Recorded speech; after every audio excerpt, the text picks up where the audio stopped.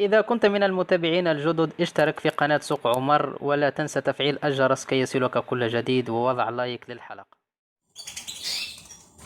بسم الله والصلاة والسلام على رسول الله. السلام عليكم متابعي قناة سوق عمر، وأسعد الله مساءكم في حلقة جديدة من حلقاتنا الأسبوعية المختصة في علم الطيور وخاصة الكناري منها والحسون، كل يوم خميس ويوم أحد على الساعة 6 مساء بتوقيت تونس العاصمة. أيضا هنالك حلقات فرعية في باقي أيام الأسبوع، كما يمكنكم متابعتي عبر مدونة سوق عمر دوت كوم، وكذلك عبر صفحات سوق عمر على تويتر وعلى الفيسبوك وأيضا على الانستغرام. أيضا أصدقائي لا تنسوا تفعيل الجرس، فسياسة اليوتيوب تحتم عليكم تفعيل الجرس بعد الاشتراك في القناة كي يصلكم جديد إشعاراتنا من دروس ومن نصائح في هذا العالم، عالم الطيور. أصدقائي، عنوان درسنا اليوم هي الطريقة الصحيحة لتقديم البكتيريا النافعة للطيور بعد العلاج.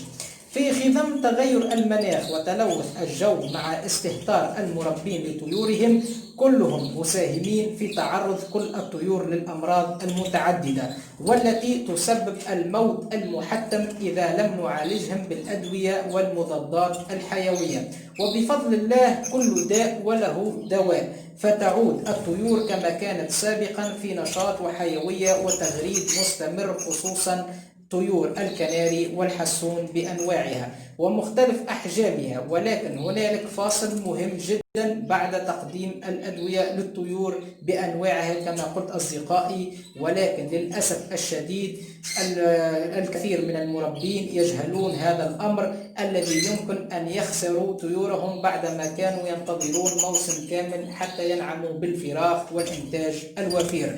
ربما تتساءلون عن ماذا أتحدث، فسأجيبكم باختصار: إنها البكتيريا النافعة. نعم، البكتيريا النافعة التي لها دور كبير جدا في جسم الطيور، ولكن إذا مرضت الطيور وقدمنا لهم الدواء فتأكدوا أن البكتيريا النافعة ستختفي من جسم الطيور بسبب الأدوية، لأن الدواء لا يميز بين البكتيريا الضارة والبكتيريا النافعة، فقط مهمته قتل الجراثيم ومسح شامل للبكتيريا كي تتعافى الطيور من مرضها.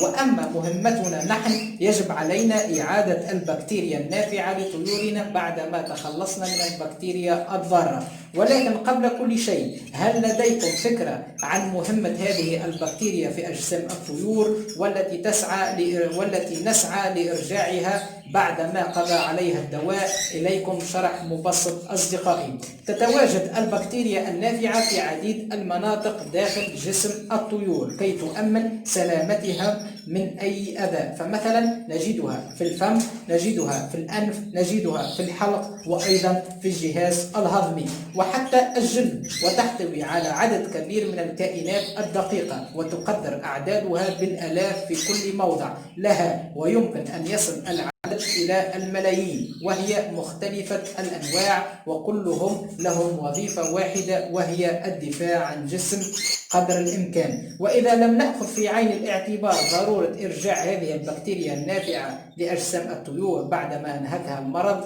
فربما تتعرض لإسهال حاد أو مضاعفات من شأنها إلحاق الضرر للطيور يصل إلى الموت. وبعدما تعرفنا على البكتيريا النافعة، ننتقل إلى كيفية إنتاجها من جديد بعدما قضى عليها المرض من جهة والدواء من جهة أخرى. ولا بد أن نأخذ في الاعتبار شيء مهم، وهو لا نكثر في تقديم هذه المنتوجات وإعطاء الطيور من دون جرعات، فهذا خطأ وخطر على حياتهم. اليوم سأقدم لكم منتوج ألماني رائع جدا اسمه انتروباك، له وظائف عديدة، ومن بينها استقرار الأمعاء ويمنع الفطريات، إضافة إلى أنه مستقر ضد المضادات الحيوية. سعره بالعملة الأجنبية حوالي 20.95 يورو. انتروباك هو مكمل غذائي للطيور يحتوي على البكتيريا البروبيوتيك وعديد هذه المكملات الخاصة اللازمة لتعبئة النباتات المعوية على أفضل وجه ممكن. أصدقائي، انتروباك مناسب تماما لاستعادة الأمعاء أثناء وبعد العلاج. يعني انتروباك هو مكمل غذائي وينتج من جديد البكتيريا النافعة في أجسام الطيور. يعزز انتروباك النباتات المعوية الصحية ويقوي جهاز المناعة ويقمع الجراثيم الضارة مثل الكولي، السلمونيا، الكوكسيديا وإلى ما يخالف ذلك. تنتج البكتيريا أيضا نواتج الأيض التي تعمل ضد الفطريات. هو منتوج مميز ورائع وأنا أنصح باستخدامه. أما طريقة تقديمه كالآتي: 10 جرامات من منتوج انتروباك في كيلو جرام من الباتي، أي ما يعادل 1 جرام من انتروباك في 100 جرام من الباتي. كما يمكنكم تقديم منتوج انتروباك في الماء إذا كانت طيوركم لا تحب تناول الباتي. وتكون المقادير: 10 جرامات من منتوج انتروباك في لتر من الماء المعدني، أو ما يعادل 1 جرام من انتروباك في مشربية سعتها 100 مللتر من الماء. وبالنسبة لمدة الاستخدام يمكنكم تقديمه مدة 5 أيام متتالية. أما للوقاية فتختلف المقادير والمدة، وتكون 5 جرامات من انتروباك في لتر من الماء المعدني، أو في 1 كيلو جرام من الباتي، وتكون المدة مرة واحدة كل 20 يوم كي ترفع من مناعة الطيور. وإذا أحببتم تقديم انتروباك يعني في الماء 100 جرام في الباتي، ف 100 جرام من الباتي يكفي أن تضعوا نصف جرام من هذا المنتوج، يعني نصف جرام من انتروباك يخلط في 100 جرام من الباتي. أصدقائي،